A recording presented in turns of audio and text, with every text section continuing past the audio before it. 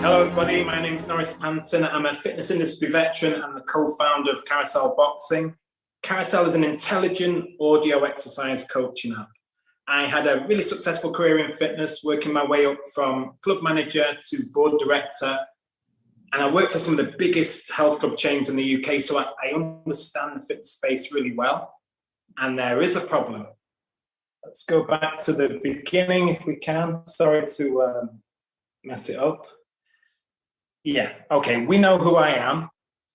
To talk about what the problem is, most of us want to be healthier and fitter. That makes sense. However, most of us will never join a gym or use a personal trainer. So many reasons why. Maybe we did join a gym, but we never showed up, so we don't see it as value for money. Maybe we feel a little bit intimidated in a gym environment or with a personal trainer. Maybe we just can't get out of work in time, 6 o'clock, to make our favorite class. It might be that we don't have the knowledge that we need to use the equipment in the gym. There's so many reasons why we don't join the gym or use a personal trainer. So we need to try and find a way to make exercise coaching more accessible, more convenient, and more affordable. So Carousel has created an intelligent audio workout app that will do two things. The first thing is pre-recorded workouts, audio, because for so many exercise styles, video coaching doesn't work. Imagine you're out running, or if you're cycling, or even if you're playing golf. Video coaching doesn't work. You can't look at a screen. Audio is a solution. It's exactly the same in boxing or martial arts where you're training the round, so you can't look at a screen for your coaching. Audio is a solution. The second thing that we do is we provide personal training using motion sensors and machine learning to understand your movement patterns. And then you can get personalized real-time coaching via the voice assistant on your mobile phone during your workout. We become a personal trainer in your ear. When I took part in the first part of the challenge, Nano Grit Challenge, I didn't really know what I was doing. I managed to present a deck to 3-4 different investors, and the deck just didn't make any sense, so I got nowhere with it. So what I really got from that first 30 days is I became clear about what my proposition was. It was challenged, we talked about it, we asked questions about it, it made me really clear about what I was doing. And actually I realized at that point that working solo wasn't the way. I was massively overloaded. I needed to find a team to help me. I needed some support. I needed to be able to delegate some of the work that I was doing so that I could achieve all my goals. I was really good on LinkedIn. I managed to add over 400 new connections, but I was terrible on Twitter. And I realized that Gen Z exercises, they're all on TikTok, so I need to get onto TikTok. Actually, the waitlist piece was easy on that first 30 days because there's half a dozen Carousel coaches that are all still coaching face-to-face. So almost everybody that we added to the waitlist were people that we'd already known, people that we'd sweated with for months and months. So it was easy to get to that point on the waitlist. But I realized those people, they love us. They're just going to say nice things about whatever we do. I need to find a way to broaden our prospect pool, to broaden our user pool so I can get real feedback. I had a much better time the second 30 days. I managed to really update my pitch deck, and now I think it's reasonably clear what we do and what our place is in the market. I went through this investability rating thing with Capital Pilot. We scored really well and improved the score from the previous deck. And now I've got another pitch day coming up in the next couple of days. We've also managed to add some other coaches to our roster of coaches. So we've got somebody who specializes in meditation, somebody who specializes in running. We've got another Pilates coach, a yoga coach. I know that we're called Carousel Boxing, but actually boxers train a full range of strength, speed, stamina, flexibility exercises. It's more than just boxing, even at this point. We've also got some real high quality sports tech specialists as board advisors. One of them comes from a competitor that spent 4 years with that competitor, so their insight is just wonderful. And another one spent a lot of time marketing digital products with Nike. So now we've got a big enough team, I think, to be able to take the business forward.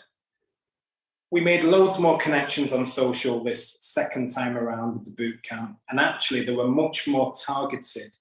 We've got over 600 connections that are what I would consider to be target customers, and they're from all over the place.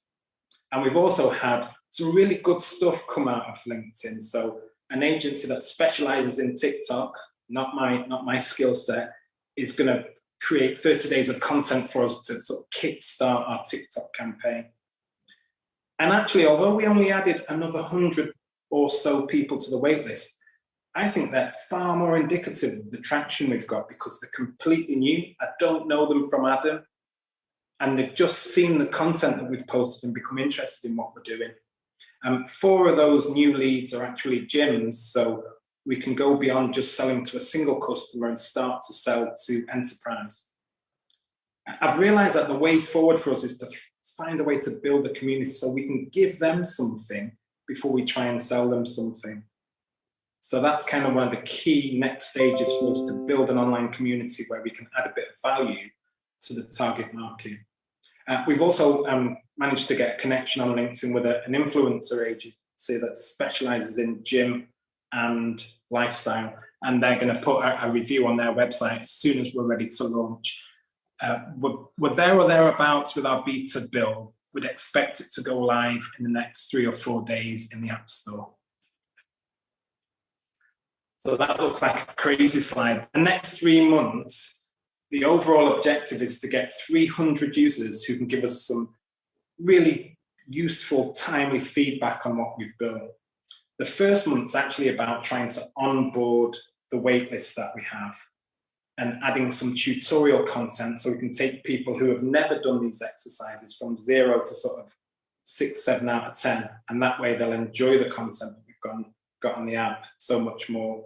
The second month is really about trying to onboard some of the gyms that have reached out to us and again, adding more workouts. So we've got a bigger shot to be able to offer people something that they can try as a workout. And then the third month's about collaboration with either big gym operators and or sports equipment makers that are working in the same space but are selling a different product to us. But it might be a nice way for us to work together to achieve our goals.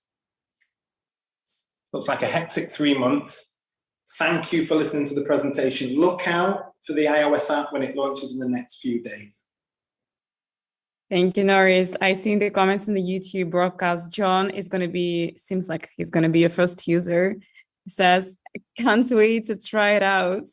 And Tyler from Twitter, I remember this guy also says, like, thank you for speaking. And yeah, Norris, I noticed in the last slides, you promised daily podcasts in July. So it's July already. When do we expect your first podcast? So we've recorded the first 3 or 4. I've got 40 people lined up. So I guess we'll start as soon as we put the app into the App Store, which hopefully will be Monday coming. But you don't need the app to start this podcast, right? But the purpose of the podcast is to review the app and talk about it. All right. I want to try and connect the two if I can. Okay, and did I get it right that for now, you're going to target only those who are listening to the workouts, not those who provide in them? Because if I remember, you also plan to target like B2B sector for the personal trainers who will provide these workouts. Yeah, so we've got some more development to do, but at some point we'll make the shift of content from us to exercises. We'll make that shift so that we become the platform in the middle as a marketplace. So personal trainers can add their content, we'll refine the content, we'll make it better audio, and then they'll be able to target their existing customers and other customers. But that's a sort of a medium-term objective, to become a marketplace rather than us to exercises. All right. And initial content before those personal trainers come on board is like all recorded by yourself? Half a dozen of us that are carousel coaches, yeah. Okay. And the last question from my side, probably.